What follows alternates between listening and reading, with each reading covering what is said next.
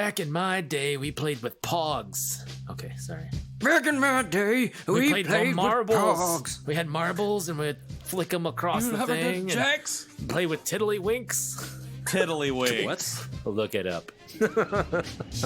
You're listening to the Janchi Show, hosted by 3 Korean American adoptees diving headfirst into what it means to be adopted, Korean American, and more. And now, here's your hosts, Nathan, Patrick, and KJ. Welcome back to the Janchi Show. This is episode 30-something. 33? 33. Man, I don't know what episode it is. We are... Remember that TV series called 30-something? No. Never mind. I'm too old. What? Dude, you're not too old, okay? Why you always gotta be down on yourself like that? Anyways, this is the Janchi Show. Currently speaking is KJ, one of your hosts. With me today is Nathan Nowak and Patrick Armstrong, and all of us are here for the entire episode. Say hello, boys. Hello. Hello, boys. Hello, boys. Ah, you do that. What do you mean? That was totally your territory. I know. Surely you can't be serious. I am serious, and don't call me Shirley. That's one of my favorite dumb jokes, I think. Oh, that movie has so many classics. Yeah. Okay. We have an interview with Jennifer Patel, who is fellow Dallasite, which is very exciting personally for me, and also fellow CAD, which is exciting for all 4 of us.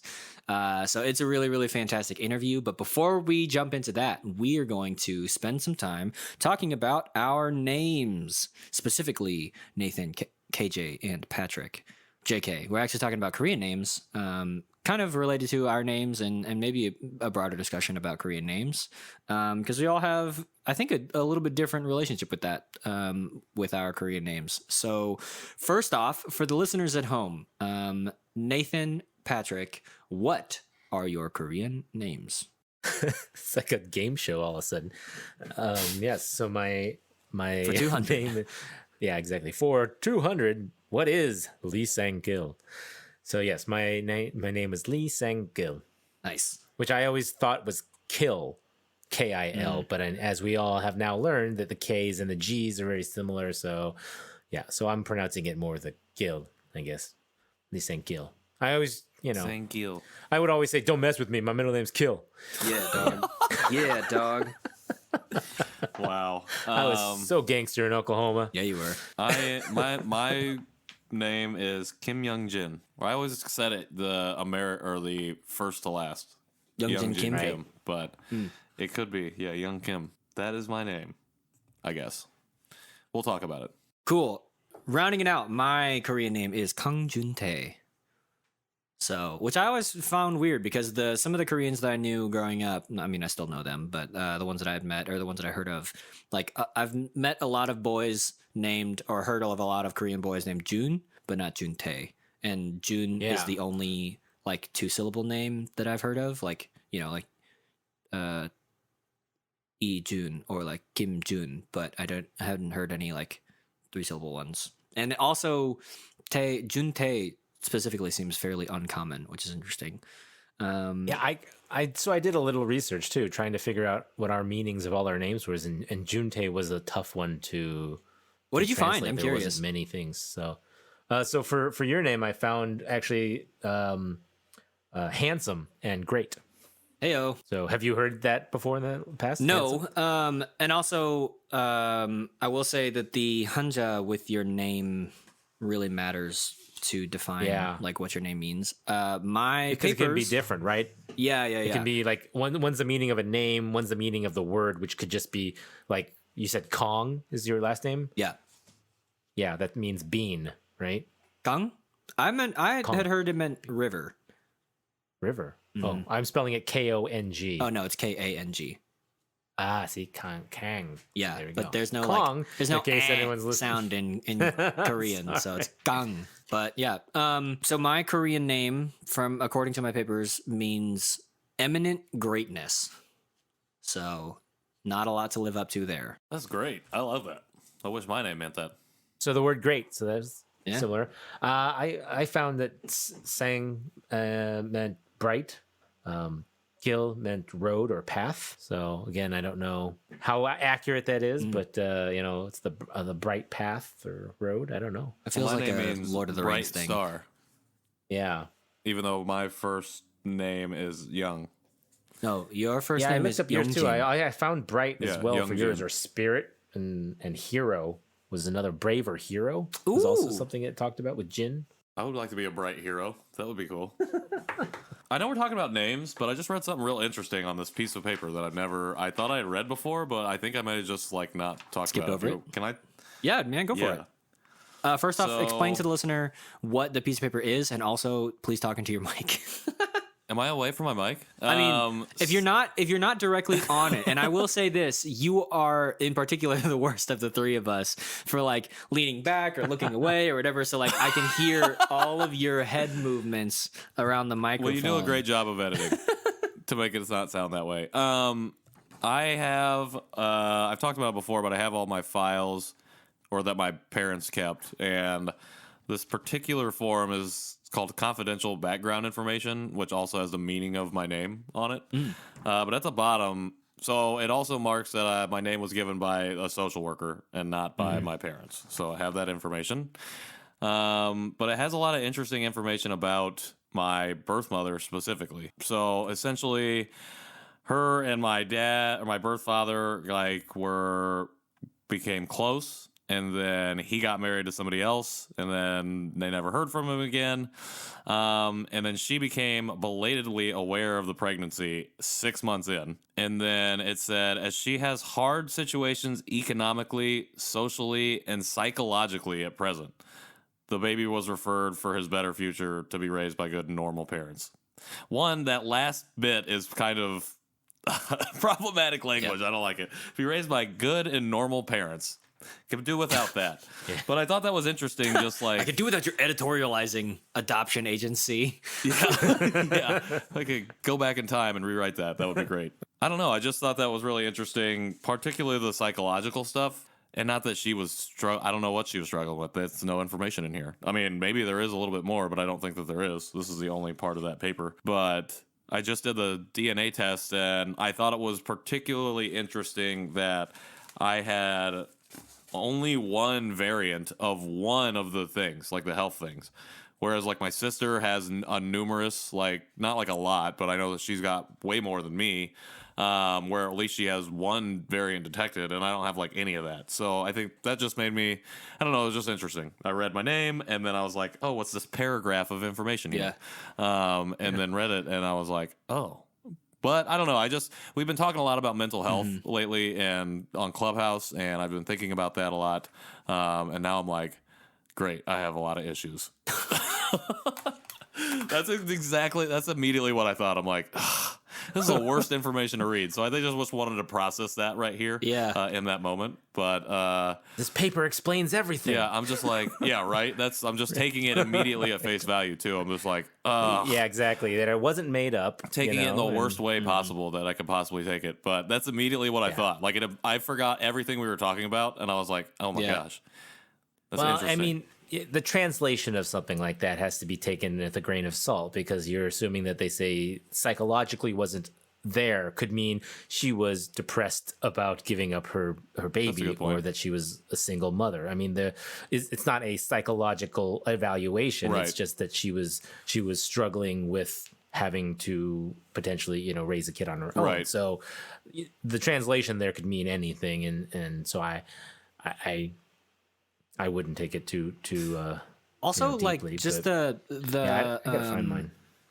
I think especially just because Patrick, you and I are younger than Nathan, and so like the adoption processes probably would have changed. Like the reason for the editorializing might have been like, oh, you know what, I'm going to write this in there so that when you read this, you're like, oh, well, it's good that I was given away, or you know what I mean? Yeah, like, so it could just be some crap like that, where like literally just don't put anything, like you didn't take the time, like unless the social worker was a close personal friend, which also seems problematic just in terms of social practice. I mean, like, don't write that stuff, because like, it's like I had stuff I remember reading in one of my papers that neither my mom nor I can find at the moment, about like, my dad was just like quiet in person, blah, blah, blah, and my mom was like whatever, or vice versa, right? And you're like, chances are you met them like what, maybe at the most 3 times, and like again, like how are you gonna know? Like this is such a flashpoint of who you get to see these people, and and you're just like, so I mean, yeah, because I was the same. I was like, oh, maybe I'm like my mom, because we just naturally like, please, dear God, let me be like somebody, like let me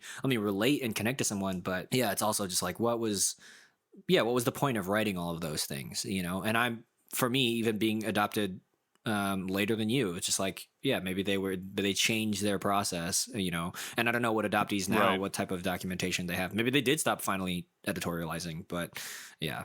Well, I appreciate you guys saying those things and sitting here and letting me say all that, because if I would have looked at this by myself, I probably would just be spiraling right now, being like, oh my God, I have so many problems because just because we've been talking about mental health a lot and lately, and I've just been thinking about, intrusive thoughts that I've always dealt with, and like all these other things, these little things. And I think it's more prevalent in my mind because as I get closer to being married and starting my family, and I'm thinking about, kids. And it's like, well, I don't want my kids to have my issues that I have. I want them to have none of those. They should have their own issues. And so, yeah, so I think I'm really glad to have, or to just have sat here with you guys and had you say those things and walk me through it, essentially, because I was like, oh my gosh, and then you both just came in and smoothed it out. So I mean, it's a lot. That's why I love the show. That's why I love the show. And I like, just the other thing too, I will say, and I think to this, and still, this is way off the topic of names.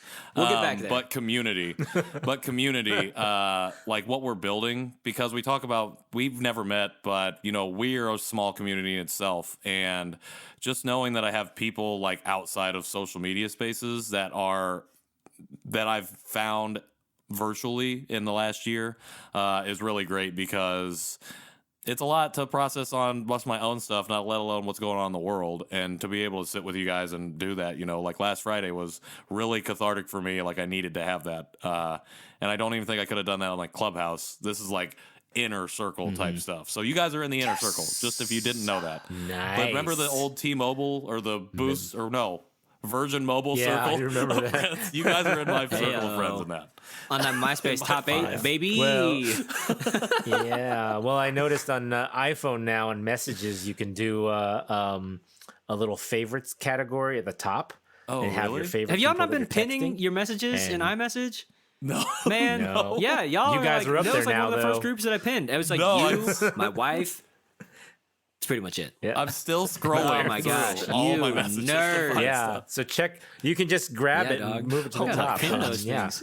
I love how this show has turned from names to tech bites by the Janchi Show. I had no Anyone needs idea. any more When did that information about update how to come use out? their Android or iPhone. Speaking of usage and names on our texting, how have you guys used your names in the past? Your Korean names. that is. I was actually just talking about you this used them with at all? fellow Janchi person. I'm gonna start calling our fans the Janchi people. It's like party people, but Janchi people. I like that. Because Love so it. it'd be like, what up, party people? But this time it's what up, Janchi people. The Janchi people. Anyway, so I was talking to one of our listeners, and he uses his Korean name on Facebook, and we were talking off air about like, I can't freaking search for his name.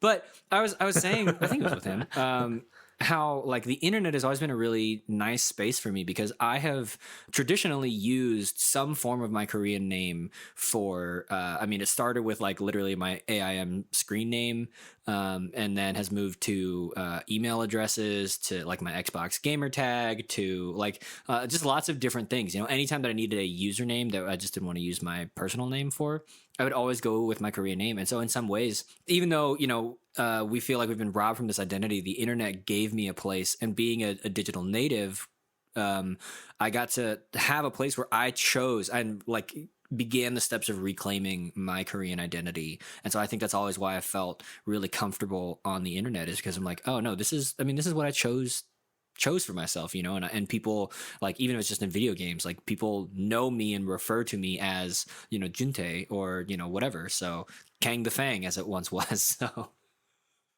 before I realized it was pronounced Kong. And I'm like, oh, Kang Kong the the Fang Fang. doesn't make any sense. You'd be like, Kong the Fong. That doesn't sound good. So, It rolls off the tongue still. yeah. I never use my name for anything because I think that was just putting me too closely to Asian culture or being recognized as Asian, giving firepower. I mean, not that I thought about it that way, but I think that's why the reason I didn't use it is because I thought subconsciously it's another thing that I could be made fun of for. So why would I ever put myself in that position? And who is ever going to call me that? You know, why would anybody ever talk to me or call me that, use that name to refer to me? So I was just Patrick or Pat, as some new people are starting to refer to me, which makes me know that we've been in a relationship for a long time. That's been interesting for the Pat to come back. I've been Patrick for a while, so. I like Jin, though. I like your middle name, Jin. So, okay. Actually, I will say this. My parents, so my sister's last name, I believe, in Korean is Lee, Lee. And she uses that for her middle name, or she has that as her middle name. And my parents, so I have Young, but my middle name is technically, I have two middle names, Samuel, which is my dad's dad, my grandfather on that side, and then Samuel Young. So I'm Patrick Samuel Young Armstrong, which is interesting because on my license, it's SY, but there's no period to denote that they're two separate names. So people always think my license is either fake or that my middle name is Psy. So Duck Dynasty / K-pop fame, whichever one you want to go. K-pop fan. But that's another way that I ran away from that too. Like I would never use the Young part of my name. I always felt embarrassed that I had two middle names. You know what I mean? Well, you might not know what I mean, but Well, if you didn't, your initials would be PSA. well, yeah, so. I kind of like that though. I'm like, I like to talk. I got stuff to say, but I never That's use. true. Your whole life kind of is it a public service announcement.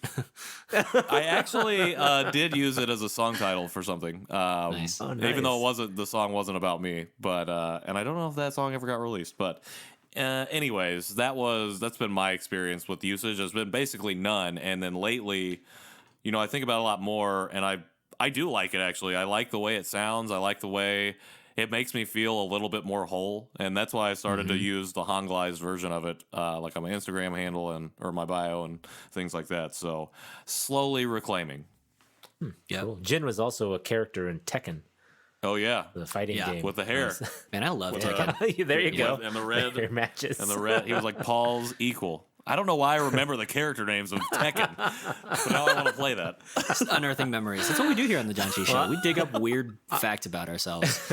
Memories. I used my name for my college email, so I don't think I used it ever before in high school. But once I got to college, for some reason, I made that choice to use it as my college email. So just the sang part, which I didn't know that Koreans typically use both their first name and their middle name together. I really didn't know that until later when I moved out to California. And I definitely didn't know that you say that to a person too. Until I met my family, when I met my biological sister, the first thing she said was my Korean name, Sangil. And so that was really interesting to know that that's how they knew me and memorized or knew my name. So, yeah, something we talked about. I think it was on when we did the crossover with Adapted. It was Kiyomi. I talked a little about how I've actually changed my name on my communications with my biological family in Korea to Sangil, so that they can call me that instead of Nathan. Even though when I was over there and I met with him, they continued to call me Nathan. But now that I think about it, I shouldn't have allowed that. I should have at one point said, no, you guys should call me Sangil because that's how they know me. So how did you feel making that change in that like group message or whatever? I felt great. Like it was very, I don't know, like a release of just like, oh wow, I should have done this a long time ago. And they haven't actually mentioned it or said anything about it yet. So I'm kind of like waiting for somebody to notice, because we haven't really had a whole lot of messages recently. But so I wanted to offer a brief correction just while we're here. Koreans don't have middle names, right? So I was also going to say, that. So it's so like your name is Sangil, and then Patrick, your name is Yongjin, right? In the same way that my American middle name is my Korean name, Juntae, right? And so like in Korean culture, when you're calling someone, especially like the three of us, you know, like you would say like, oh, Sangila, come here, you know, like, or Yongjina, like that's a really familiar way to call someone, right? Or if you watch a K-drama or whatever, then sometimes you'll get all three, like Lee Sang-gil Shin, you know, or whatever, that there's like, you need all of the bits, and then you bring on certain honorifics or titles, you know, they're like, you know, if it's president or director or manager or teacher, Songsaengnim, or, you know, whatever. But yeah, so it's, your name is Sang-gil. It's not just Sang or Sang. You know, and your name, Patrick, is Yongjin, you know, so like Yongjina. And I think I said it in that clubhouse room. Like, if someone calls to me and says Juntae, like I, you know, when I was younger, I mistook that for, oh, that's a way to start a fight, which maybe it could be. It's really just a way to get someone's attention kind of informally. Because my brother and I, when we would wrestle, he'd be like Juntae, and I'd be like, what, bro? You know, and then I like go like get after him, right? So I just thought it was a way to start a fight, but it was my own. I didn't realize, but now if somebody were to call out to me Juntae, it would just feel so. Patrick, I think you said the word whole, right? Like when you kind of start using that Korean name and seeing it places, like for me, hearing that would be like somebody was calling me home in some way, you know, be like, Juntae, like come here, you know, like I want to, like, it's so good to see you, Juntae, you know, like that would mean so much to me. So yeah, so I think that's interesting. And with with a Janchi person who has messaging, who you know, he's been a fantastic supporter of the show, and because he uses his Korean name, I got to refer to him as Hyung, right, like older brother. So and that was like, so to add that to his name, and then for him to write back Juntae Dongseng, you know, it's like little brother, like that again is like just a way of kind of entering into our relationship and calling each other in our Korean names in these safe spaces, because like I don't want everybody to necessarily call me Juntae. I thought about it. I thought that I did when I went to college, and I was like, nah, that's gonna be too weird. But I think there are ways, and when we can explore that and have this this connection of this, like, because it's unique, you know, when an adoptee or a loved one calls you that, you know, and I would stress like get their permission first, like, but yeah, I think that's funny that's story, and I don't want to make this intro too long, but how you kind of mentioned the Hyung and addressing somebody like that as kind of a respect thing too. I didn't know about that when I first met my biological family. And I remember sitting there memorizing all my family's first names, or full names, I guess you could say, so that I could call them that. But in reality, I guess that's disrespectful, and that I should have actually been saying, since I'm the youngest of 7, I should have been saying Hyung and Nuna. But instead, I was actually calling them by their first names, and I didn't know that until I don't know at what point I realized it. It was definitely after I came home, and after I had already called them all by their first names. And it makes sense now, because I remember one time I had said one of their first names, and I was like calling out to them, and they made like a joke about it. They kind of like joked and laughed about it, saying that they were like making fun of me for using their name, I guess, in a way. And I didn't know why. And now it makes sense that they were probably saying that because there's like, it's so out of the ordinary when they normally just call each other, you know, Nuna or Hyung, or it's something to think about, I guess, as far as addressing other Koreans, like you said, to know what's respectful and what's not. So yeah, I'd be curious to see how everyone else, however the other Janchi people are using their Korean names. Have you reclaimed it? Have you used it? Yeah, I'd love to hear what everyone else is doing as well. I just want to say, one, when you talked about your reaction of feeling just really happy and release from changing your name with your siblings in that conversation, and then just there when you were relaying that story, I could just feel kind of the joy that you were feeling. Like, you just had the biggest smile on your face, and it made me really, really happy inside. So yeah, I'm really glad that we talked about this name, or about names, because we just kind of went all over the place. But I like coming back. But it's just like coming back to it, because I felt like it was almost for a minute. There was a moment where I thought I was about to get really heavy, and then it came out of that, and then to go from that to just the pure joy that was on your face, that just really made me happy. So I just wanted to relay that to you, because just all of this is an emotional journey it's emotional for me specifically. And then I'm sure as it is for a lot of other people, a lot of other adoptees, and particularly around names, like that's something really important that a lot of people probably don't even think about for a long time. I didn't think about it for a long time. So just to see your pure joy around the name, and you can get a laugh out of, like in terms of knowing like my mistakes. honorifics, yeah, just like that. Like it just made me really happy. So I just wanted to say that. Thank you. Yeah, it's I'm still learning. We're all learning, I think right? it's, it can be something that's really sweet. And it can be something that's really heavy, and you never know until you enter into that discussion. But I think names, like even in the way that you relate to people in Korean culture and what I've seen, watching K-dramas and stuff, that there is a real sense of like you call someone, Kang Juntae, Juntae Shi, or whatever, until you have a discussion with them, even in Korean culture, be like, just call me Juntae, that's fine, and that means like, oh, we're close enough that I'm okay with you dropping this. It represents a level of familiarity, right? And so that names and the way that you talk to somebody really have a big like literally change the language for how you interact with a person.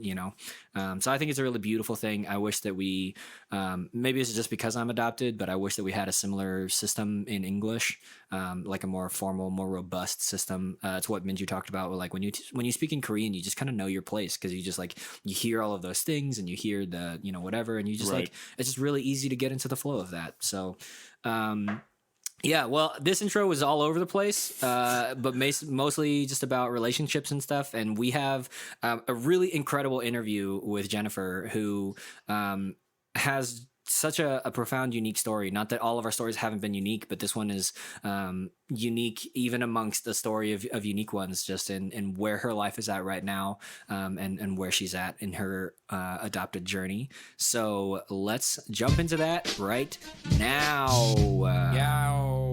Now. Hey everybody, Patrick here, and I wanted to stop by really quickly to talk about the Hello Korea box. You've probably heard us talk about it on the show before. We've had founder Juliette Blake on the show with us to talk about the Hello Korea box, but we wanted to just bring it back up really quickly because we recently got our March box, and there was a lot of cool stuff in there. Some things that we've had before on the show, the Nongshim shrimp crackers, Pororo churros were in there. We also got a brand new ramen. That was the Samyang hot chicken ramen, which was really, really fun to try. We also got a lot of other cool stuff in there, a BTS bracelet, a new pen, other cool stuff that I'm not going to spoil for you because I want you to go to HelloKoreaBox.com right now and check it out for yourself. That's right, HelloKoreaBox.com. You can go and sign up for a monthly subscription, or you can do a single month to just get one and try it out. See what it's like to get Korean culture sent to your home and put in your hands. Lovely packaging, really wonderful products, a really wonderful way to connect with Korean culture in a way that's accessible and easy. You can use the code Janchi15 at checkout and you'll save 15% off of your order. So that's HelloKoreaBox.com. Use code Janchi15 at checkout, and we will see you in the next part of the show. We are here with Jennifer Patel. Thank you for being on the show. And that's the show. I'm just kidding. Thanks for having me. This is my dream. Goodbye. I got everything out I wanted to. My name, and that was it. And we did it. It was inspiring and moving. Thank you. I wept openly. That was great. It's like WandaVision just... Oh, never mind. Spoilers. Sorry. Yeah, good call. Dang. Sorry. All right, we're ready. The show. Jennifer, welcome. Welcome to the you. show again. Thank you for coming on. No, really. Thank you for being on. We start our shows pretty much the same way all the time, where we essentially ask you a little about your adoption story and whatever you'd like to share about that. Absolutely. I actually pulled out my paperwork because Oh, dear. it's been a while. It's been a while. It's been a long Like time. 1 second. And I actually don't know it that well. I kind of made up stories when I was younger to tell people. So anyways, it says that I was born in Bucheon City, in a province that I looked on Google and no longer exists, or doesn't show up. Maybe it's just spelled wrong. It's like the Gyeonggi province. I don't know. It's All right. an area around Seoul. And I was adopted at almost 5 months. I was flown to Tulsa, Oklahoma through Dylan and moved or lived in Bartlesville, Oklahoma until I was in 3rd grade. Yeah, Bartlesville. I know. Coincidentally, I asked Nathan because he said small town Oklahoma and your dad worked for the petroleum company. Yeah. And I was like, the only petroleum company in small town is Bartlesville. And so that was wild. Yes, when you sent us that message, my mind was literally blown because I was like, I mean, sure, Dylan is a large adoption agency. There's very likely that there was other adoptees in my town, even other than just the two of us. Mm-hmm. But I never met anyone, and so to hear that you not only that you lived literally, I think about 2 miles probably from where I lived. I mean, again, 2 miles. It's a pretty small town, but she lived across the street, over. I mean, I could have rode my bike over to that area because that's how close it was. Wow. And probably did actually, but and funny, KJ and Patrick, I asked my mom if she knew the Nowak family, if she remembered them from Bartlesville, and she said that her social worker, or our social worker, had actually sent my parents to Nathan's parents' house to meet with them and see how adoption and how it played out, to see if they would be to see if everything was okay and if they wanted to continue to pursue adoption through Korea. So my parents, so happy that it was okay, that I wasn't a misfit and that they decided against they it. realized they're like, you know what, this young boy walks funny. If it's gonna be like this kid over here, no, thank you. No. She said that you like were a normal walker. He was young. She said he was only 4 or 5, and he had, just like any average 4 or 5-year-old boy, he had absolutely no interest in hanging out or talking or being in the room. He just wanted to play. And so I think I was like that till I was in my 20s. But yes, continue. Yeah, this is interesting.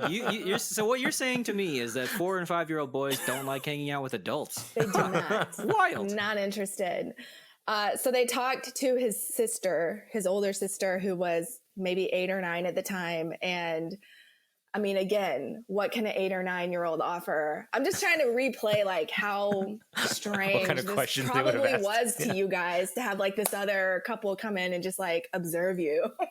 Apparently it's super traumatic for Nathan since he blocked it out of his memory. I didn't remember it, but at the same time, my parents said they had a few families come by. But yeah, I don't know. I mean, they didn't have reality TV back then, so. Right. Yeah. Was your family like a zoo? He was busy, so.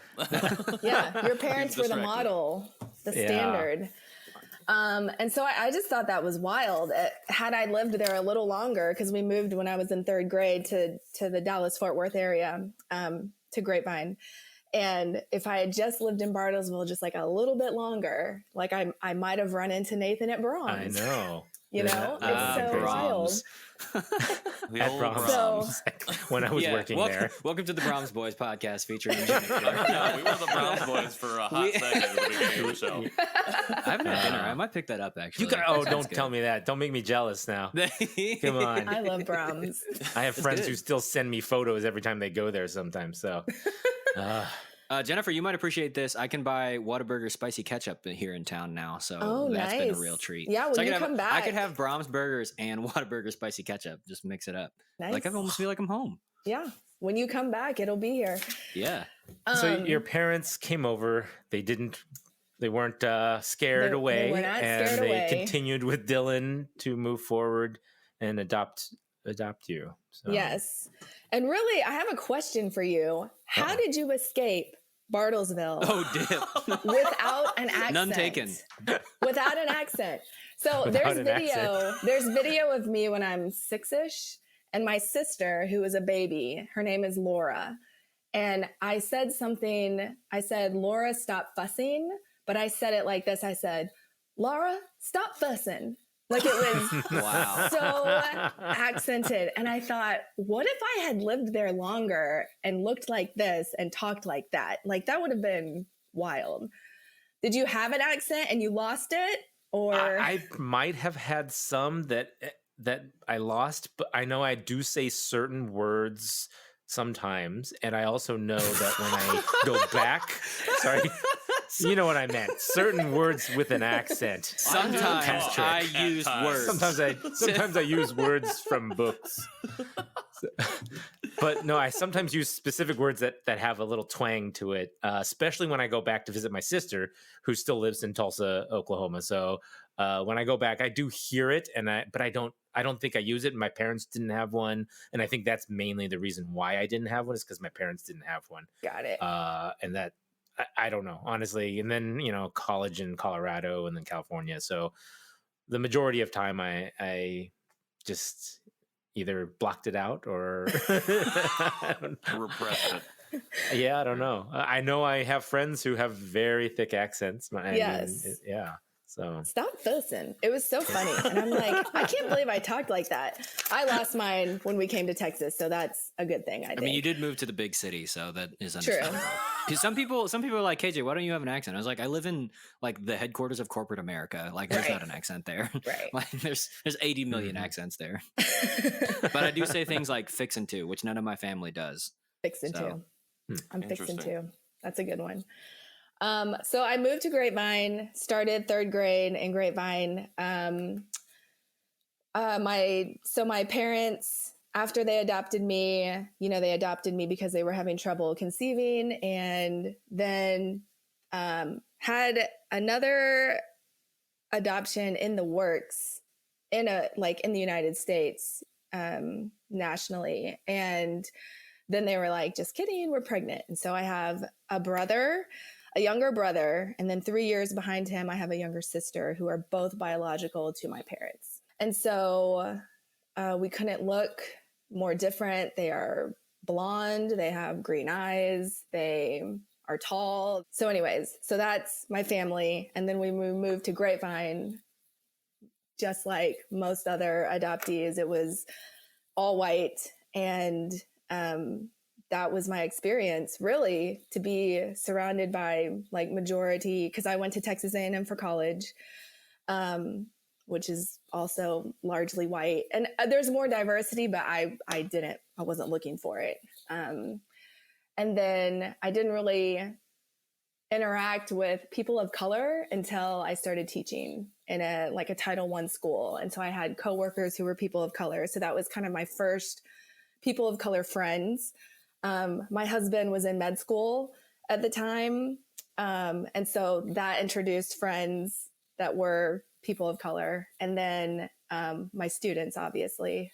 Yeah, that's really it. I was named, the story that they offer up is pretty much just like all the rest of our stories. Mom got pregnant young, couldn't keep a baby, unmarried, and financially support, and so was given up. I feel like that's the most general story that they give out, I think, to most, adopting. Yeah, I don't narratives. actually trust most anything that's written here based on just things that I've heard other adoptees say once they find out, like if they ever have reunions or find out more information. Usually it seems like it's a lot different. I wasn't even named by my mom. It says I was named by the social worker. Like an SPCA animal that's been picked up, like, where's she going? She's going to Oklahoma. We'll name her Boomer Sooner, just came up with something. Yikes. So that's why I used to make up this story when I was younger to people who asked, because I didn't even really know. And so I just kind of made up whatever I wanted. So that's pretty much it. I finished college at A&M, married my husband, who's Indian, like first generation Indian. And we have 2 children that I did not have. So we can talk about that in a minute. Yes, we will touch on that. Yeah. I wanted to go a little bit into the story. I think I have a very similar paper that says, some things like that, but it had a couple extra additional things, which I need to go find mine too. I haven't looked at it in a while. Has there been any interaction, I guess, with Dylan about your adoption at all? Yes. So when I went to pick up my son in Korea in 2012, I decided to kind of start the search process, or I turned in the paperwork to Dylan to have them look, like to open the files, because I thought, well, I'm going to be there anyway. Maybe they'll find something and we can, knock this out. And so they came back and said that the woman that they found that had the like equivalent social security, whatever the equivalent of social security number is in Korea that matched the paperwork, they got in touch with her and it was not the woman. And so they said, but we did find your foster mom, so you can meet with her when you come to Eastern. And so we did that. And that was weird. I kind of think, was she really? I'm so distrusting. Like, do they have this old woman they just keep at the office and they're like, all right, send her in. Like, Yikes. And she's like, oh, I remember you. And I don't know. I don't know many statistics about foster mothers in Korea. I don't know how many kids they are foster parents to. Because I think, I can't remember, I thought I saw a story a while back where they had been foster moms for like 6, 7, 8 kids during their time with the agency or when they were helping out. So yeah, I don't know if they are doing it like do they feel like a babysitter nanny style feel to it? Do they have more of a connection with the children? And I'm curious to find out more information about foster moms. I know, KJ, you met your foster mom, right, when you were over there? Yeah, I have photos, so I did know that it was the same woman. Okay. Yeah. Oh, you have photos, yeah. Yeah, and there was another baby who I believe she was fostering at the time too. And when I met her, it was fairly emotional for her. I was just like, "Oh, hey, you're the woman from my photos, and you haven't aged a day." But yeah, she said that I was the first one of her foster kids to come back and meet her. Oh, that's very sweet. And then I met with her and her youngest daughter, and she said that like her daughters had helped foster. So I'm sure that they've had a number in a similar fashion to the American foster system. But yeah, It's fairly common. I think in Dan Matthews' documentary, his foster mom, when he met her, said the same thing. I believe at the agency that she had fostered like 6 or 7 kids or something, but she remembered him a lot. Yeah. So I remember that being really powerful in that documentary. Yeah. I don't even know if I had. I assume I did because I was there for same amount of time, 5 months before I was adopted. But yeah, I might have had one, but I haven't seen any paperwork that puts a name or any information. So I feel like when we were younger, they could have more because we didn't stay there as long. Like we were flown over at a younger age. Whereas my son, when we went to pick him up, he was almost 2 years old. And so if you're fostering a child for almost 2 years, that's going to be, a lot less kids probably that you foster over time. For sure. So you decided to look into it, and then I guess the foster mom was the end. Have you thought about anything else in addition to that, or have you done any 23andMe? I have not. I have the paperwork for the Korean consulate, like DNA stuff. It's been sitting on my desk for a year. Like when quarantine hit last year, and like last year when I first found that there were like the CAD community and like found all the groups because I didn't even know they existed. I got all like amped up. I was like, yeah, I'm going to do this. I'm going to search. And then I have done nothing. And I'm actually kind of glad that they didn't find her. Well, I'm glad that it didn't work out on that trip because I was so anxious and stressed out about everything else. I think that would have just been too much. Like, I don't think that I could have, my head would have exploded. It would have been a lot to take on to like do everything. So maybe there are things I would like to know, but again, I'm not real optimistic that it would turn anything up. So then it was last year where you started doing more research on just the adoption community itself. And yes. Is that when you would consider your out of the fog moment was last year? So actually sort of the adoption of my son kind of started to sort of build up these events that kind of pushed me out. And then kind of in this like confusing time where I like wasn't sure what to do, then I started searching actively for resources. And that's when I found the groups, and it was awesome. Where did you start looking? So first I read like Nicole Chung's book. That's the first thing I did. My husband had bought it for me. All You Can Ever Know, I think. Yes. So my husband had left that on my nightstand, which I let sit there for almost like over a year, probably. Nice. And then like just started reading it. And I just remember like pausing after so many pages and thinking, I can't believe this. I can't believe that someone is verbalizing, like all of these things. And so I was like, this is insane. And so that's kind of what sparked my interest to like search. And, I started on Facebook because there's a group on everything for Facebook. And so I typed in like Korean Adoptees. And of course there's a group. Like, why wouldn't there be a group? I couldn't believe that I had never thought of it before. And so then I just, like a rabbit hole, just kind of like next and next and next. What was your initial impression of the community when you first started to find those groups? What were your first experiences like? It was super overwhelming. And I would say that even now it's really overwhelming. I've kind of like veered away from the Facebook group and have gone over to Instagram, and started following people.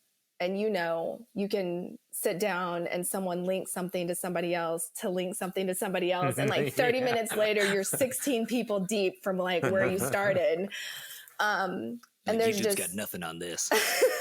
There's so much information and there's so many resources and there's so many people sharing their stories. And it's amazing. I like to bask in that like echo chamber because it just feels so good to like be seen. But then also I have to like put it away because it's like too much. Right. You're like, I also am raising children and I'm Exactly. and I have a life of my own. They're coming in and they're like, hey, what's for dinner? And I'm like, oh yeah. Like, I thought it was 3 and now it's 5. I have other stuff to do. Cage of emotions.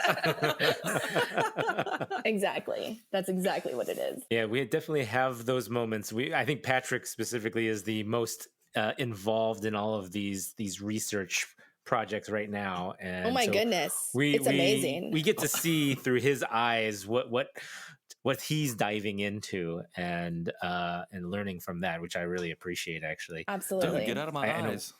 Yeah, well, and so Patrick, when I first started, so I didn't find y'all's show until you were like 20 episodes in, like it was like end of January. And so as I was like binging all these episodes, I got to really see the progression. And when it first started, like out in the beginning, I was like, whoa, Patrick and I are like in the same, I like relate to where he is. Like this is new and he's like going to start this journey. And then like, you just like took off. You were like, you just it's like wild, sprinted. right? Mm-hmm.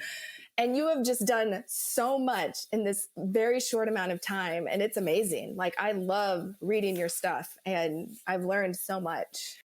Well, I really appreciate that. Yeah, I think what you said about being very overwhelming at first and having to put it away. I think that's something I've been coming upon a lot more lately, where I've had to step away a little bit more often and check myself emotionally, just because it feels great. And then I'll actually maybe not do something community related for like a 6-hour period.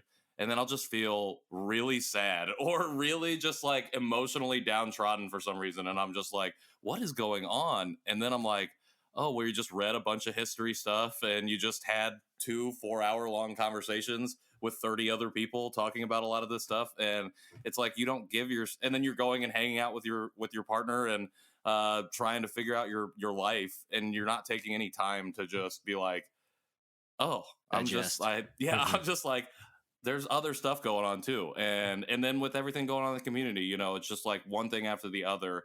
And then for me, it was very much a sprint. And then instead of finding the spaces to slow down, it was like there's just something new kept coming up, like very relevant news. And it wasn't like, oh, I can just go back to this history. It's like, well, now we're caught up in the moment of history. Like history is literally being made.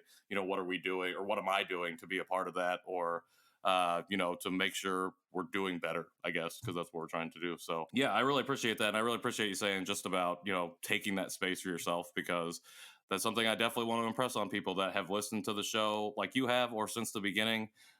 Just that, yeah, sometimes I'm tired, very, very tired.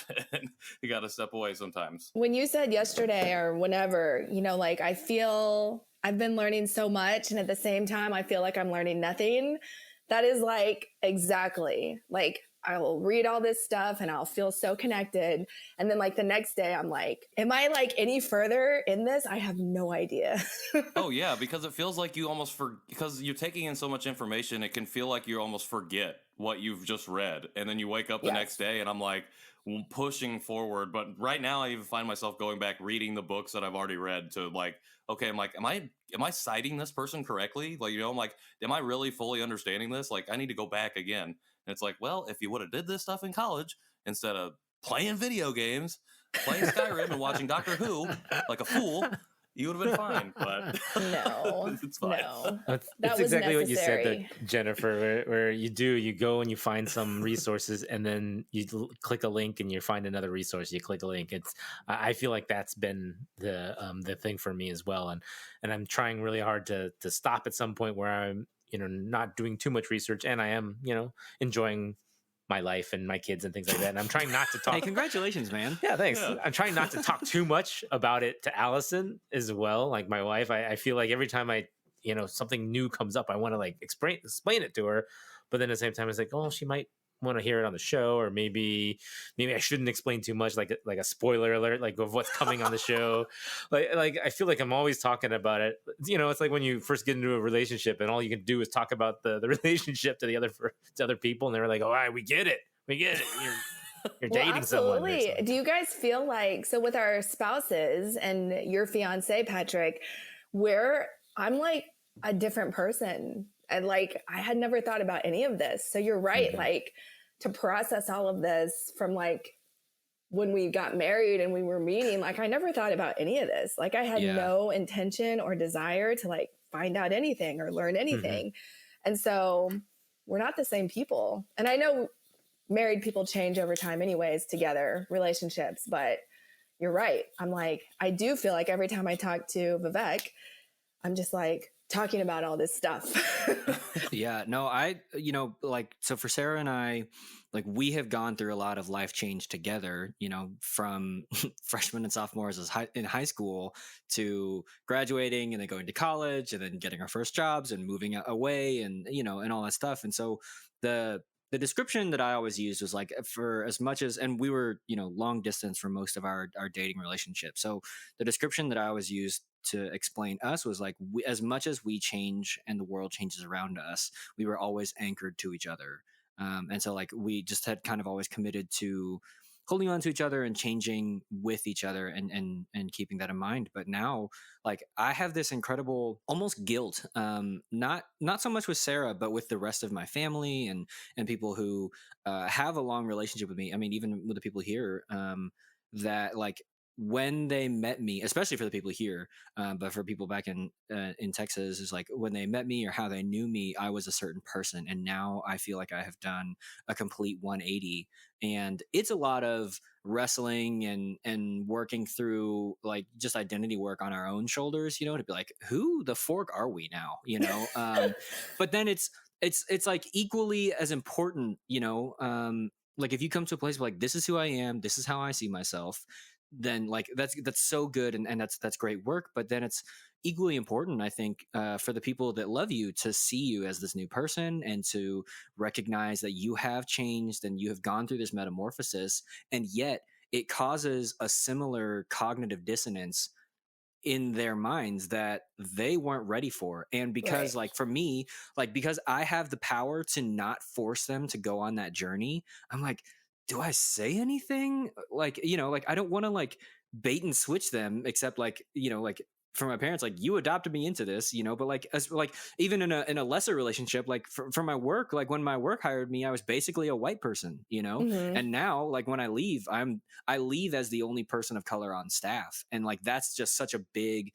mental shift, and just even some people are like, so how do I talk to you about this stuff? And I'm like, I don't know how to talk to me about this stuff, and so I'm curious. I mean, Nathan's kind of expressed it in having Allison, but what's been your experience in talking with this? And I don't know how much race plays into your kind of identity journey right now, or if it's kind of more adoption like Patrick. But what have been some of those conversations been like with your husband, and like how has being married to another person of color like affected how this journey has been for you? So he's actually the one that has pushed me over the years to like search and to like find out more.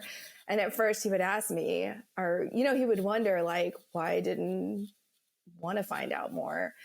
And because he is first generation, he had to basically kind of teach his parents English while learning English and going to school. And like, he's so comfortable switching back and forth between his Indian culture and his American culture because he was raised, you know, like simultaneously. And so, you know, he was always wondering why I wasn't. But like one of your guests, Nick, was saying, like, I've just never talked about it. I tried so hard to be white and fit in and deny like everything that now I do wonder, what are my friends going to think? Like, was this always an issue? Do they even know who I am? Because there were things that were issues when I was younger, and I just sort of like pushed it away. But like you guys have talked about, I didn't have the language to express how I was feeling, even if I wanted to. You know, how does a 6-year-old tell their mom that they feel lonely or they feel left out or ugly or whatever, when we don't even understand that young, like what we're going through anyways.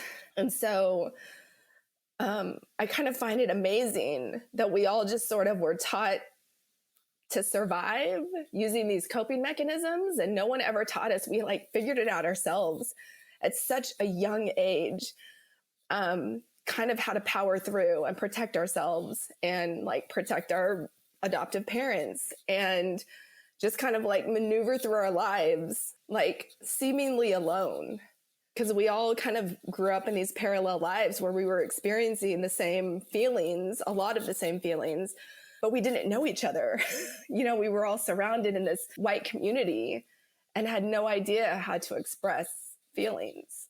And so now as I go through this kind of like identity finding and trying to be better and establish a trusting, open relationship for my adopted son, because I don't want that for him. I want him to always feel like he can talk about whatever and come to us with those hard feelings.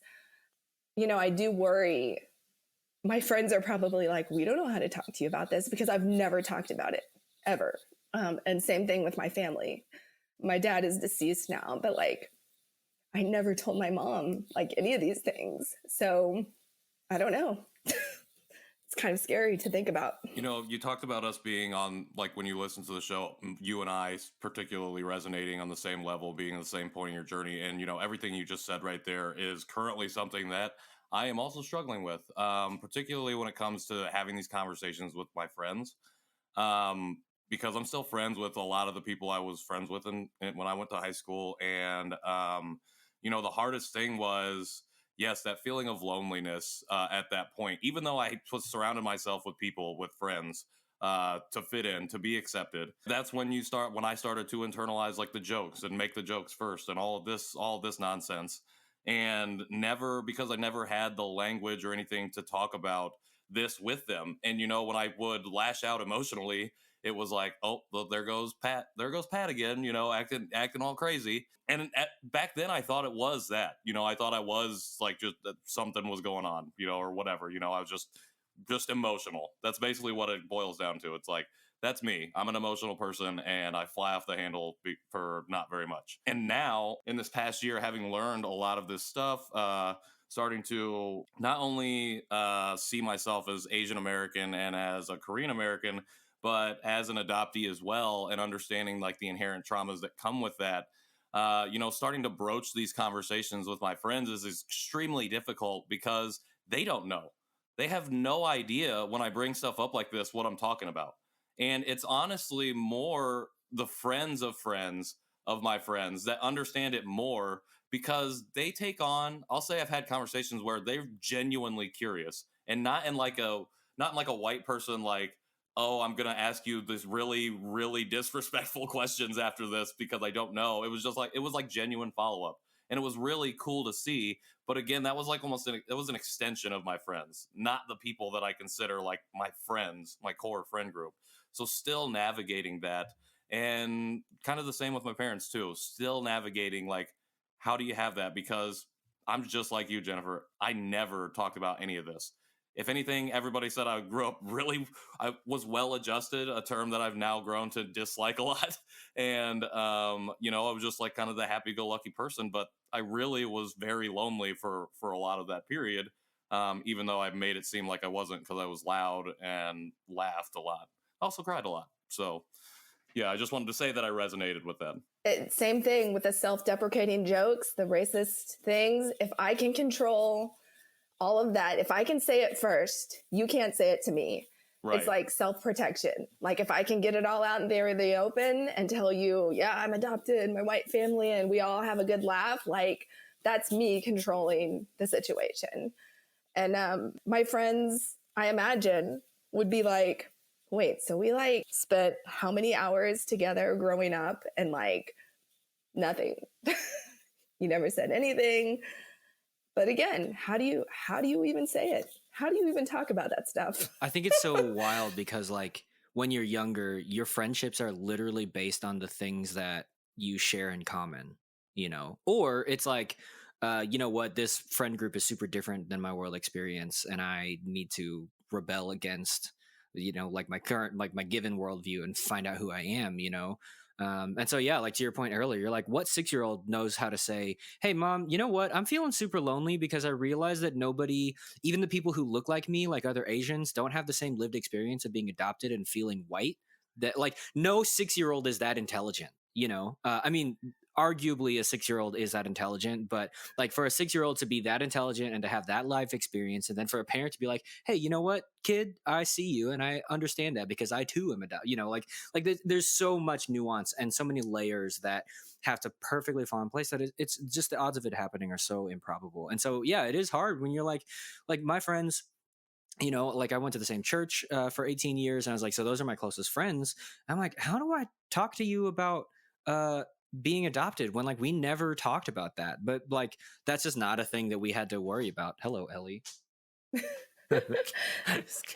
Yay, animals in I Zoom. don't know if you can see her. No? Okay, great. Anyways, she might actually hop up on the back of the chair. Yeah, so it's so much, and there's something about, as you were talking about, oh, there she is. There's something about while you were talking about your husband being first generation that I was like, oh, he is used to code switching. He's used to flipping between white America and his family and his family's culture and all of that. And that is a language that's a skill that we all are learning and also unlearning, you know, that well-adjusted, quote unquote, is really just a misnomer, like an AKA, what's that synonym for assimilated, you know? And are you kidding me right now? Okay. For the listener, KJ's cat Ellie is just tailing him right in his face, smacking him in the face with her tail. Tail whip was super effective. Yeah, but yeah, I mean, like you said, KJ, we are kind of avoiding that and have always avoided that. Well, yeah, and it's tough too because being raised by white parents, like from a white point of view, you never have to think about race.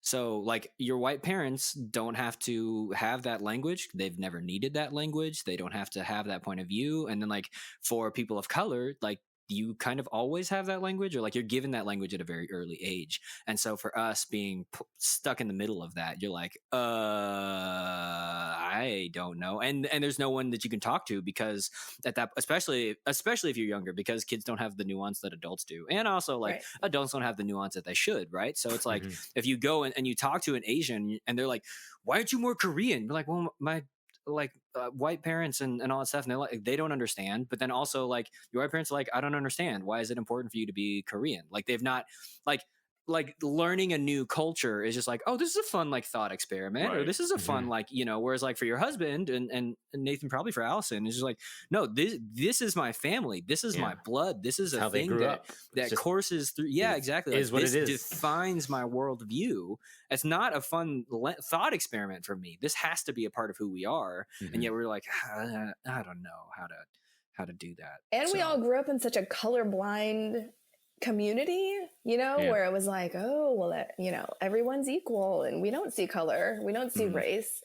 And like maybe Patrick said, like, we internalized that and we were able to just like erase that for ourselves and also not think about race. But except we did have to think about it because we were different. Right.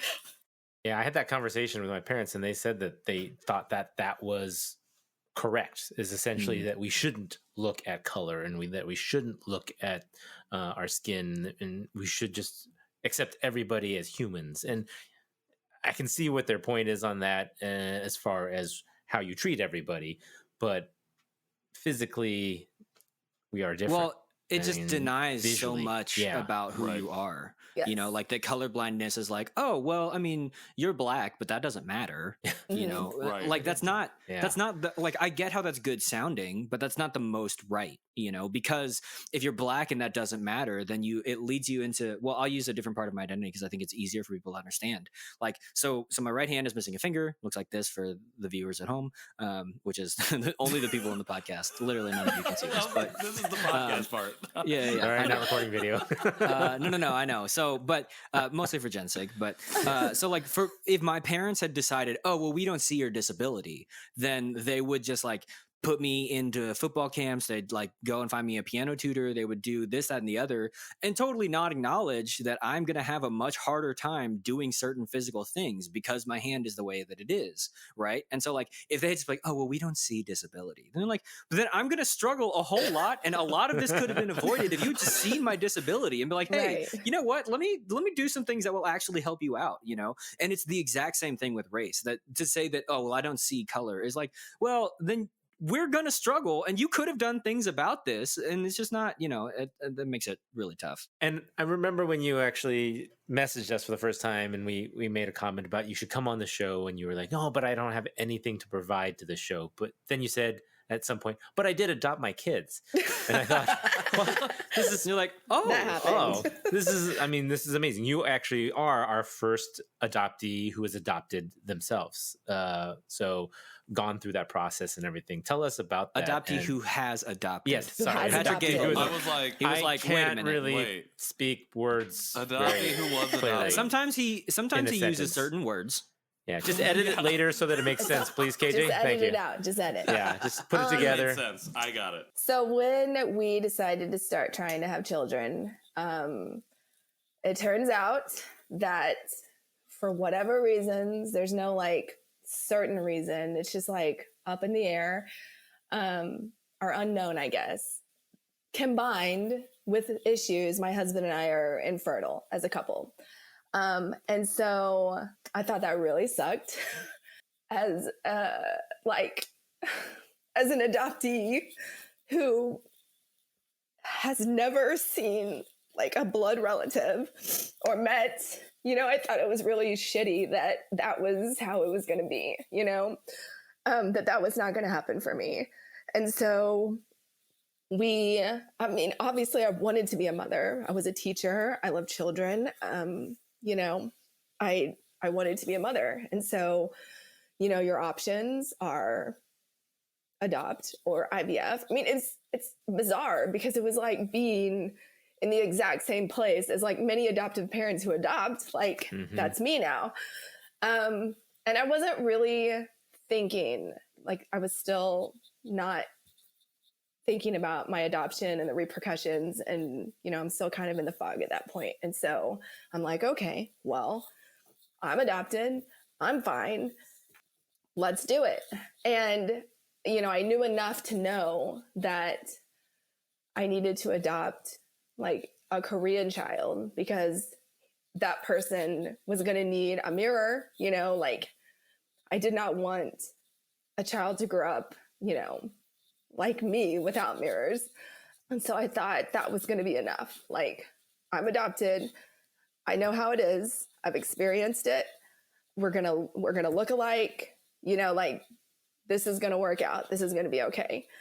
So we went through Dylan also, the same place, which was again bizarre, and that's for another time.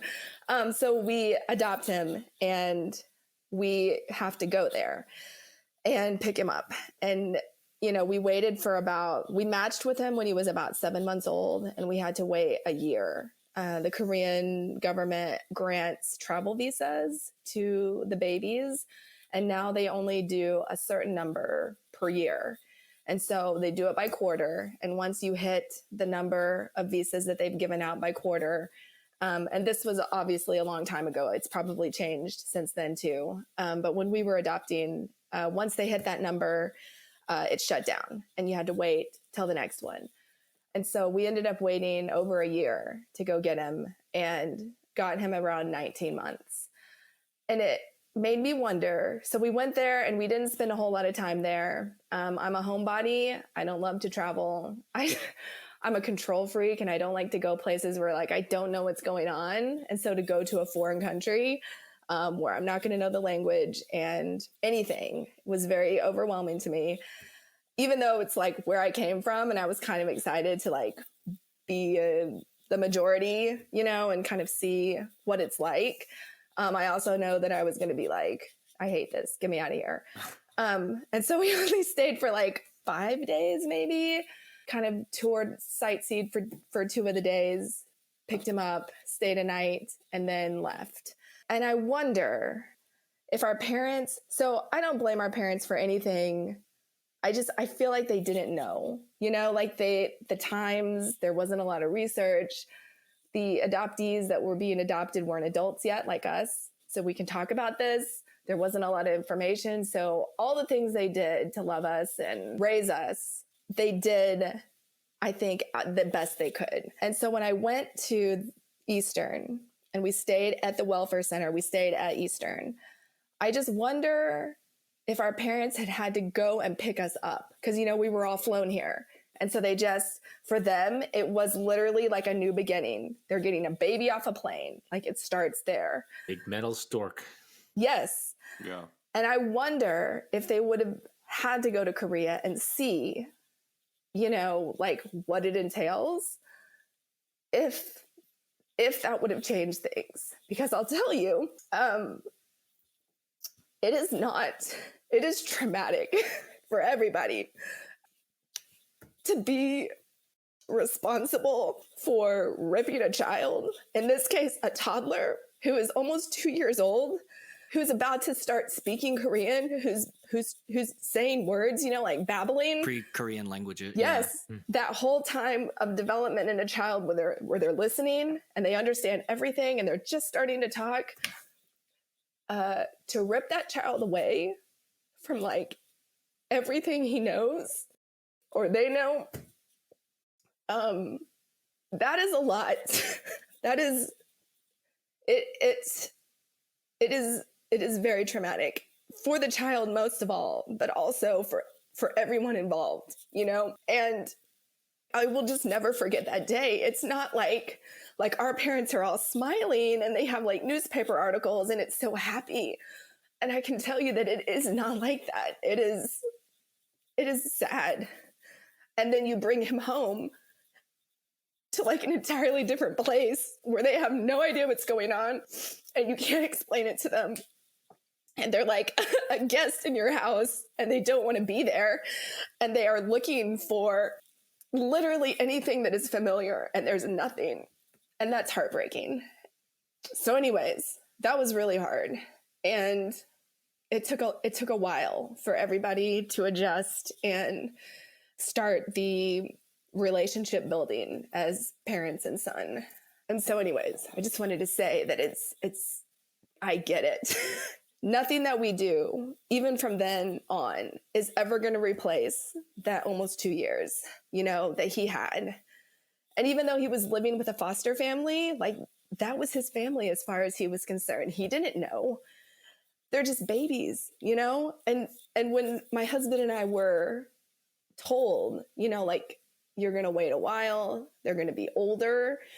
I was so desperate for a child that 2 years sounded like nothing. I'm like, oh, 2 years, that's young.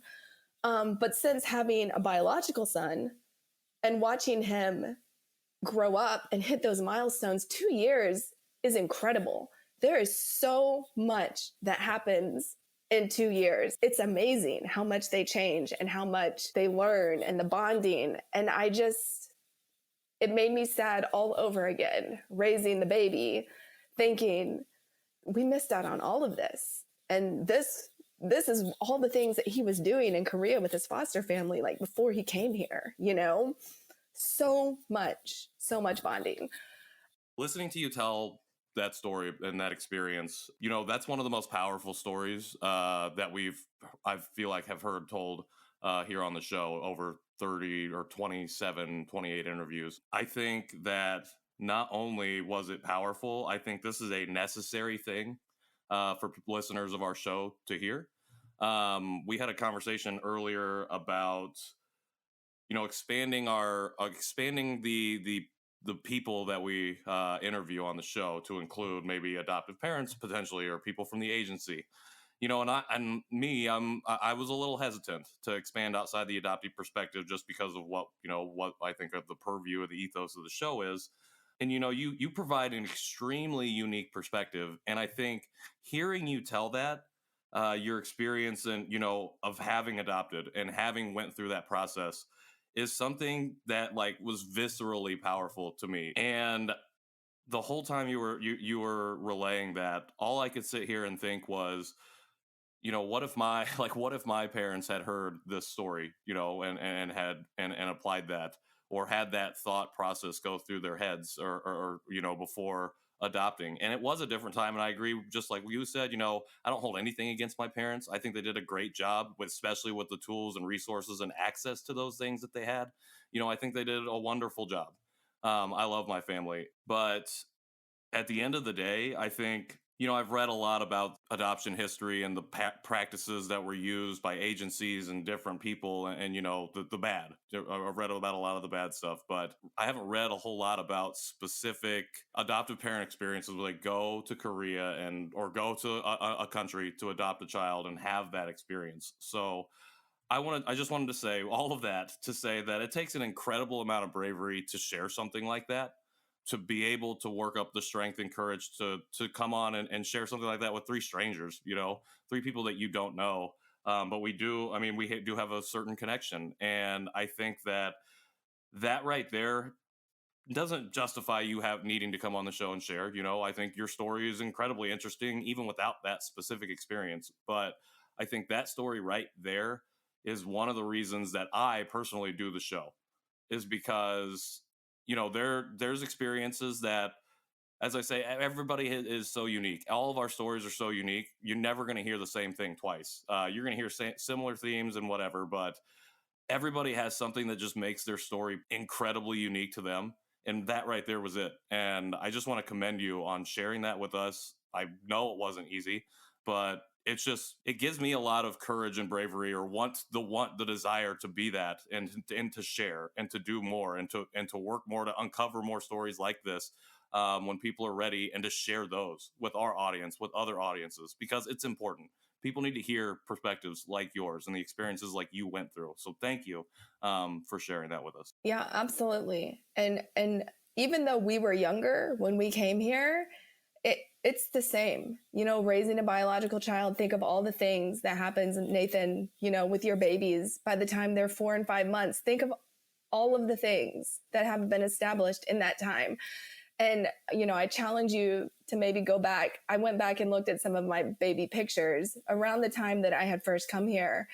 And some of the looks on my face that are kind of candid and captured, that aren't smiling, I noticed that I had concerned looks. I made some of the faces in the pictures as a baby that I make now when I'm upset or confused, and I think that even though we came here young, I think it just proves, me seeing this, that we still knew that something was not right, that something was off. And, you know, again, I just wonder if our parents had gone to pick us up and seen this, if it would have made a difference faster. My parents say the same thing when I was little, that even though I was adopted at 6 months old, my mom would hold me and I wouldn't look her in the eye. I wouldn't look at her face. She was not familiar to me. And you know, because she's blonde, and that entire 6 months, I was probably held by a foster mom or somebody at the center. And so she always wondered about that, I think. And I don't know at what point I came around and changed, but yeah, the impressions that you have during those times as a child and as a baby, those are very long lasting memories, even if you can't remember them yourself now. And so, yeah, there's definitely got to be some differences in ages when people are adopted. And now I also have to, on top of what Patrick said, I also have to commend you just for the fact that you did adopt from Korea as well. Like you said, that you were aware that you wanted an adopted child that had a mirror. And I think that is amazing. And it's something that my wife and I also looked at when we first had some infertility problems as well. We eventually went through IVF. And so my first son was actually IVF. But we did look at adopting from Korea, and same exact reasons and the things that you said. And we didn't get as far as that. The only adoption part we actually did was while we were looking at adoptions, we actually adopted a bunny. So That's not what I thought you were going to say. Well, when we looked up adoption, one of the words that came up was "adopt a bunny today," and so You're like, that for some sounds odd good. reason, we were like, "Well, sure." So we adopted a Sold. bunny. Yeah, so we had a bunny at about the same time we started looking at IVF and kids. So, which was kind of in a funny symbolism way. You know how bunnies have lots of, you know, little bunnies. We were thinking that he was our fertility bunny. Oh, there you go. Moving That's on a from reason. that, though, but That's a no, reason. I don't know if it works if you only get one bunny, though. My role as a mom to both of my kids is different. So I did IVF after my son came here, and we, you know, established the family and waited a few years. I started the IVF process as well and was unsuccessful. But we had frozen embryos and hired a gestational carrier who carried my son to life. And, you know, that's another super emotional when you're looking at your genetics. And Nathan, I don't know how you felt when your children were born, but it is like nothing else ever. Like, it is amazing. And I just, you know, I can't wait for you guys to look into your child's face and like know that this is like you. This is you.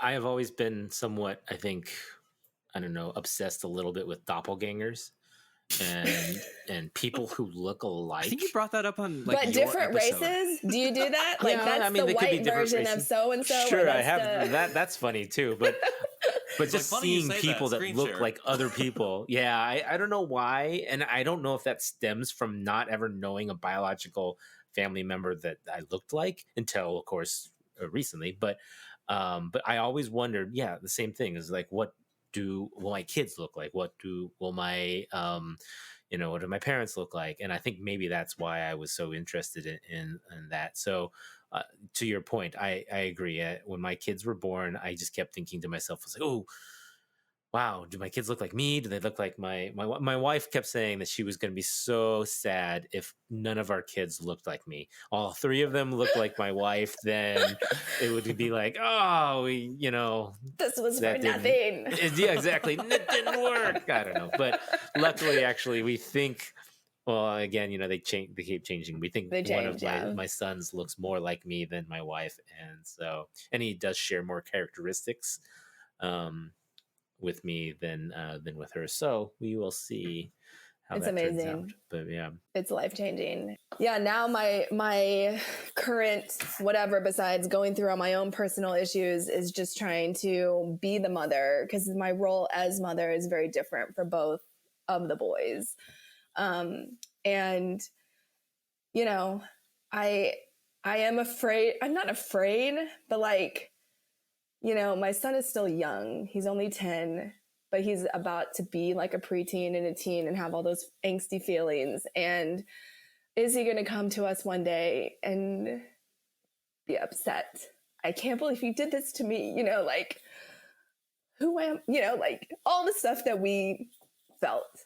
So my goal is to just allow that, like, if he does come to me, if and when, I'll know that I had established a relationship in which he felt safe enough to say those things to me. And so, you know, I hope he does come and have that hard conversation, because it'll mean that he feels safe enough to trust me with those feelings, which I think that's another, one of the things that, like, why I have never talked to my friends or my family about this is because I don't necessarily feel safe sharing, talking about it. And not because I don't think they won't love me or care about me, but just, it's just like an awkward kind of thing, you know? It's hard to have like hard conversations with people that you love anyways, because, you know, like for me, I found like my wife and I just recently talked about how we process emotions, and the speed at which we process emotions and the speed at which we're able to talk about those things. And so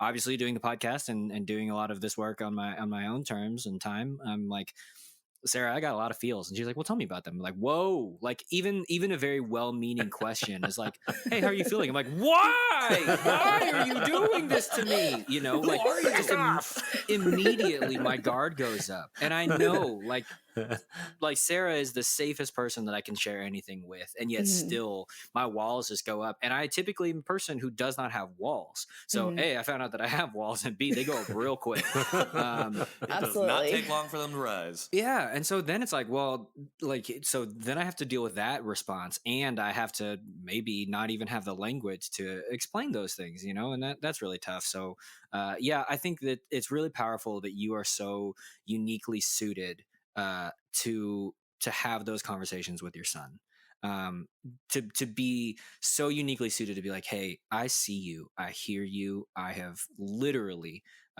gone through the things that you go through, you know, and yeah, so that is incredible. And they're hard conversations, and I can't imagine. I mean, I can't imagine, but like just the amount of work to have the language and be familiar enough with the language that you can then share it, and say like, hey, here's how we build a strong kid. You know, like this is a good way to navigate the world. And wrestle with these things. So yeah, and just to say my piece, thank you so much for sharing your story. Your thing about infertility is literally one of my greatest fears. I don't wish it on anyone. Yeah, I hate that you had to go through it. I hate that your family had to wrestle with that, and I am deathly afraid. Not deathly afraid. That's a little dramatic, but I am so afraid of that because of that yearning to see someone who looks like me. Yes. And to know, like, and I didn't even realize it until my older siblings, who were my parents' kids, started having kids, and I was like, they were like, oh, look, you look just like your mom, and whatever. And that's when I started to feel the loss, and I was like 10 at the time. I was like, oh shoot, I really want this, and I'm so, yeah, just nervous about it and all of those things. And unlike the three of you, my parents did go and pick me up from Korea. And they then went again and picked up my younger sister from Russia, who was around when she was adopted. She was maybe even a little older than your son when you picked him up. And they don't talk about it much. And you know, it's not a thing that I've even thought to ask. It's not a thing that I will probably ask them anyways. But like, we don't celebrate gotcha days. We don't do any of that, partially just because like they're not getting the people to do social media trends like that or anything, you know? But it gives me other perspective, you know, from where they're coming from. So yeah, thanks for adding all of this complexity to an already complex discussion. Yeah, for your bravery and your candor and incredible vulnerability. I think that really you honor us by sharing your story, and you amplify just another part of what it means to be adopted and what it means to be a part of this ridiculous, crazy social experiment that we are all still in. So thanks. And we know that we don't know you that well, other than the few conversations we've had in the past leading up to this episode. But just from hearing you and just from the stuff that you've already said today, I think you are very well prepared for those conversations. I can tell your kids are in good hands. So And when that happens- eventually, I'd love to go hang out. I'm like, let's go get lunch, dude. When you come Yeah. home, like we need to. I don't We'll know. have a if- Janchi. We'll Yeah, have that'd be great. We'll have a central time zone Janchi. We'll have an Eastern time zone Janchi. Yeah, we're gonna Yes. do it up all over across the I country. forgot So- that you were going to both be in Dallas. I was like, why are you saying that you're going to go to lunch with her kid? I'm like, you guys Yeah, because I'll be able to. I'll be like, yo, You don't let's go even get some live near there. tacos. Yes. creepy. Yeah. No, it'll be great. Speaking of food, I think it's time for our food portion. So Yes, we will be that sounds right great. back in just a second with another food item from Munch Addict.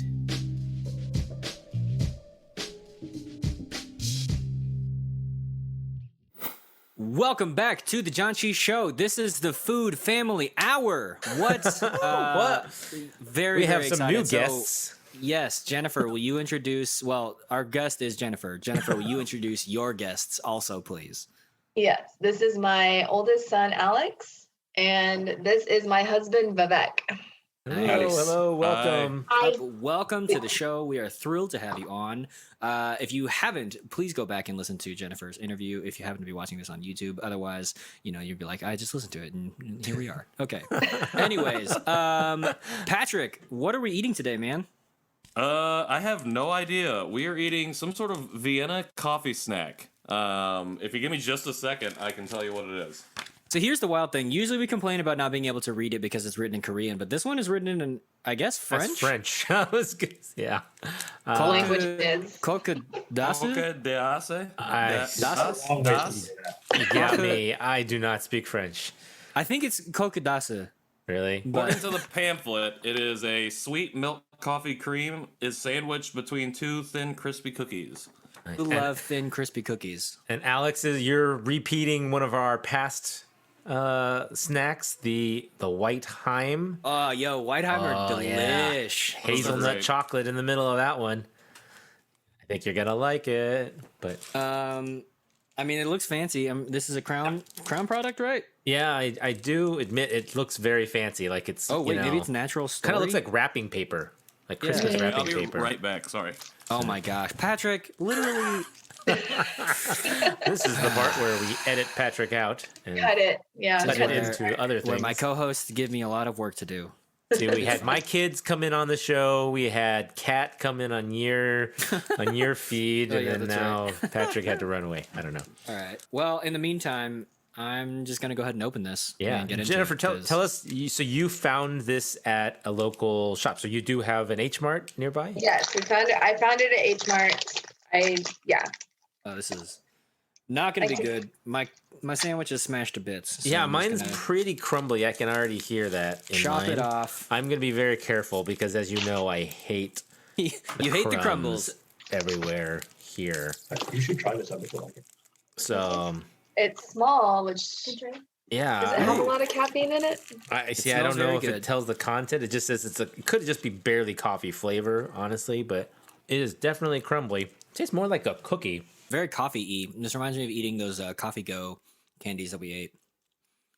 Except it tastes like burnt coffee. Yeah, I was Yeah. gonna say it's not fresh coffee flavor. That's tasty. Are you guys a coffee drinker family, or do you? We actually don't drink coffee, but this kind of smells like coffee, or like it tastes like coffee smells. Yeah. Mm. Yeah, we Yes. love the smell of coffee. Mhm. Oh yeah, Sure. I used to be like that. I used to love the smell more so than the taste completely, but now I'm like addicted, so I can't stop drinking coffee. Yeah. But Alex loves chocolate so much Mm. and kind of those stronger coffee-esque flavors. Mm. Yeah. Maybe you would like this. Alex, do you like milk chocolate or dark chocolate more? Dark chocolate. I am Dark so chocolate. sorry. Well, we've already started opened it eating, and so- started That's eating. fine. You can catch up. I hope you We're guys one will down. continue without me. Well, it's okay because Patrick always just downs it in one bite anyway, so he'll be past us here in a second anyway. So Yeah, they're pretty small, so it would be easy. it actually goes very well with coffee too. That Vivek, tastes impressions. really good. How are you feeling about this? I like it. Like it. Hazelnut. Sweet, Yeah, it smells more like coffee than it tastes like coffee. Yeah, I agree. Crumbly. I would like to dip it in something. I don't know what. Since I don't drink coffee, I don't know, maybe some I was gonna tea. say, I was like, you probably like to drink it in coffee. I don't Hot know that chocolate? it would go well with tea. Oh, maybe hot Might be chocolate. okay. Good. Yeah. You know, Alex, what do you think of the White Heim? Yeah, thumbs up. Gives a big I old like thumbs it. up for the listeners. Yeah, you know, we were very happy with that one. They have a chocolate one too. I think it's called Cocoa Heim. I think so. I'm anxious to try that one someday Well, too. that's So that's a if you really like significantly chocolate, less fun name than Whiteheim. I know. So I'm gonna whatever rating I gave Whiteheim, take it down a whole number for Cocoheim. I think Whiteheim could be like a metal band name. Yeah, I know. Yeah, Whiteheim for sure. Yeah, it could be a lot of things. We did joke about it and just in the meaning of it too. All right, Patrick, what do you think? I like it. I think it tastes great. I've already ate both of them, so because they were so good. Trying to remember what the Whiteheim tasted like. I felt like this was a very similar taste and texture. I don't know if it was. Maybe I'm remembering incorrectly, but No, I think you are. You're right. those are the It's vibes I was getting. the thinness. No, someone I who think just you're wrong, actually, Patrick. You've got ate it. both. Dang it. That's really good. I like a wafer cookie, and that's kind of what it reminds me of. I agree with Vivek. I think it smells more like coffee than it tastes. And as for dipping, I think it's already got the chocolate, but I would dip that in some chocolate hummus. I think that would be good. I mean, but if it wouldn't, it would snap off like as soon as Yeah. you tried to Oh, like. you don't go You up. don't go forceful. You gotta go finesse. No, it doesn't matter how you have to like. You'd have to supplement it with like a cardboard strip just to make sure that it didn't snap in half. I know. How about this? You just have small cardboard strips just ready to go. You're like, you I know, have an Spoon it, and unpatented then- system for Incredible. dipping. You can spoon it finessely. on. What about how about a spoonful of Nutella? see, this is already more work than I want it to be for dipping. Let's jump into our ratings. Nathan, how about you kick us off? I like it. I agree. I think it smells better than smells more coffee than taste. So I'll give it a nice 4-star out of 5. I think 4 out of 5. I would eat it again, and I actually kind of want it to be bigger, honestly. So, Agreed. Like, I have the same criticism. yeah, like I mean, I kind of think I'm thinking Kit Kat style, where there's 4 of them, in a row. I think that would be enough for me. But I think we've talked about this though. That's the American culture in us is wanting more and the portions to be larger You're like, I'd like it to be larger and Yeah. sweeter and also better.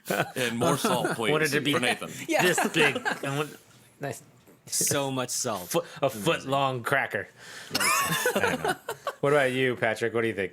I give it a 4 too. I agree. I wish it was a little bit more robust, but I think I really enjoyed the taste. And Robust? What? I don't know. So I just dainty. wish it was more robust. I want it to be not wafer thin. I want it to be wafer thick. Probably just because Is Jennifer's on the essentially show, what but it just made me think of like Texas Truck Month. I'm like, I need this to be robust. Like, yikes! I don't think those two things go together. But No, it's just that's what you're like. Yeah, think of it. All right. The Texas announcer voice. Yeah. Oh yeah, that might Texas Truck Month is back. Vienna coffee wafers. Swing by for a Ford F-250 with a Hemi. Whatever, I don't care. Exactly. Stupid. Yeah, I like literally like when I would go back home for Thanksgiving and be like, oh yeah, I'm back in Texas because it's always Texas Truck Month. And you're like, oh yeah, Yep. we have a whole truck month. be. Oh, that's like an actual thing. No, yes, it's an actual thing. Yeah, just for Ford. I think Dodge probably has their own thing. Well, they have like I think Dodge has like King Ranch things that are like specifically like Lone Star, Texas brands, whatever. Anyways, Patel family. I know Non sequitur. way more about trucks than I need to because I'd never want to own a truck. Patel family, give us your thoughts on the I threw away the wrapper, the Couque and Whiteheim. That's how it's called, I think. I'm like a at very least Korean- I'm more than 50% sure that I am accurate. Very Yeah. Korean accent on it. I So- like that. I'm gonna go. Well, How would you score it, Alex? I would do 4 also. 4 out of 5. I think I it's like funny it. that the serving size is 4 packages, but you have to unwrap all 4 of the packages individually. Oh, that's interesting. Yeah. Like just shove them Serving in one size is package. 4 packages, and we've Wow. only That's got what it says. one package. Munch You Addict. didn't even get a full serving. No, didn't even get a the full actual We're gonna box. have words. Expect some hot Oh. comments on your Instagram You mean feed. Munch you're Addict. you're saying that you wish Munch Addict had given us 4 of them? Is what you're saying? Yeah, give At us a least give us a serving. full serving. Yeah, or like put it in one package. This is environmentally. It's true too. I wonder if the serving size in Korea is actually like one package, and they've Americanized. Hot take. Yeah, that might good point. And they switched it over just for us Americans. Yeah. I wish this were a sticker. You know how sometimes you buy foods at the grocery store and it's got a sticker in English with the nutrition facts. Yeah, they didn't do that here, but if they did, I bet it would say one package for if you're a large American. All right. It's like you wear a medium in America, you wear an XL in Asia. I'm like, exactly. Gigantic. Oh my gosh, this guy walking around Korea was hilarious. Like a giant. He's 6'4". Whoa! And I have a picture of him like in a group of Korean people on the street, and he is just like he's the giant. Just see him up to like his Adam's apple, and you're like, nah, and there's no head. Easy to find though in the crowd. Although you probably had to duck a lot when you're like going into things because they might have been made a little shorter too. I was very self-conscious around like accidentally elbowing people and into things. Yeah. And people that are so polite, I don't think they would necessarily say anything if I. Yeah. Well, if they did, you wouldn't necessarily. Well, they definitely wouldn't say anything if I knocked them out. But. Amazing. All right, Jennifer, Vivek, what are y'all's ratings? I'm gonna go with 3 just because it's good. But, you know, as an almost 40-year-old woman who can't really eat snacks anymore, Jennifer, I wouldn't. We are not ageist on the show, okay? I know. I'm waiting for the shirt. Goodness. I would not waste I wouldn't waste my calories on it. Oh, that's a unique standard you got there. I'm giving it 5 out of 5. I have really no other Korean snacks to compare it to. Wow. But I love cookies. He does love cookies. So I would eat the heck out of these. It's very crumbly, it's buttery, and since I don't like coffee but it kind of smells like coffee, that really appeals to me too. Okay. Nice. I like that. Yeah, that got me excited. I kind of want to amend mine to make review. it a 5. Okay. Well, Pat, do you want to amend your rating, or are you gonna? No, I'm gonna leave it. But the enthusiastic 5 out of 5. That's what I. The really hot take. Yeah, I love that. All right. Well, I think I'm gonna give it a 2.75. Are you serious? Yes. Here's the deal. It tastes like coffee, but it tastes like burned coffee. Not that great. It is super crumbly, which generally is good, but and I'm giving it the benefit of the doubt. But my package was like completely destroyed, so it was just eating crumbles for me. So also not that good. I felt like the butteriness was good, but it wasn't. I don't know. It just wasn't like amazing for me. It was good. Wasn't amazing. This seems like, honestly, it seems like a treat that would be right up my alley. I think, I think Vivek and I have a similar taste palette when it comes to cookies. So it should have been much better than it was, but it just wasn't that good. So 2.75 for this old boy. Interesting. Yep. Alrighty. Alrighty. I think we have one more guest joining us real quick. Oh, yeah, this is the littlest one. Hello. It's like Nathan when he was little. He has no interest whatsoever in being here. Amazing. So you're saying this is little Nathan? Hi. Well, that was it. Bye. Good chat. Yep. Perfect. It was a good cameo. I sent you M&Ms. Yes. Thank you so much for all the snacks. Oh, and now I'm being left by everyone. Okay. Oh. Well, it was good meeting you guys. Yeah, it's good meeting you. Yeah, it was great meeting you. Thanks for hanging out with Thanks, us. guys. Thanks for having us on and try your snacks. Yeah, absolutely. I can't start my video because Nathan is controlling, but goodbye. Let me on. Wait, we're not done. No. Yeah, we're still recording. Anyways, Jennifer, thank you so much for your interview Thank you and for for hanging out having with us me. on the show. Where can people find you on the internet if they want to get connected with you? And if you want them to find you. I'm on Facebook as Jennifer Holcomb, which is my maiden name, HOL, and then like you comb your hair, COMB. I'm on Instagram as J Holcomb P. It's all different. And then I have a blog linked up in my Instagram that's not really just adoptee like centered, but I do write stories like of adoption on there. So Cool. yeah, J Holcomb P and on Instagram. Perfect. Excellent. Alrighty. Well, we will link that in our show notes. So reach out to Jennifer. Just say you're the best, and I want to be friends, and it'll probably all be smooth sailing from there. Perfect. Yeah, absolutely. If you want to talk to any of the three of us, be a guest, or just say thanks, or just literally anything, you can find us at Janchi Show on all of our social platforms. You can send us an email at janchishow@justLikeMedia.com. You can go to our website and read our blogs if you want, or just click around and see what's up at janchishow.com. Also, if you want to support the show, you can go to janchishow.com/support, and you can buy us a snack, if you will. It just helps to literally just keep the show running and do the things that we do in a good and fun way. If you want to see pictures that Nathan took, pictures that Nathan took, or links that Patrick shares, or hear covers of Korean songs that I am making, you can join us on our Facebook group, The Janchi Show After Party, for all of that and more. Get connected with some people there. Yeah, if you want to talk to me about Texas Truck Month or anything in between, you can find me at KJ Relke on all the places that I want to be found on the internet. You want to talk to me about food, you can contact me at nnowalk on Instagram. And if you just want to talk to me, you can find me at Patrick in the World on Instagram and at P Armstrong on Clubhouse. Clubhouse is now being talked about more readily around the world, so I'm shouting it from the rooftops. Join us on Clubhouse, and we have great conversations there. Also, I don't know what I'm doing with my head. Android users, maybe? I heard that they did an Android test not too long ago, so...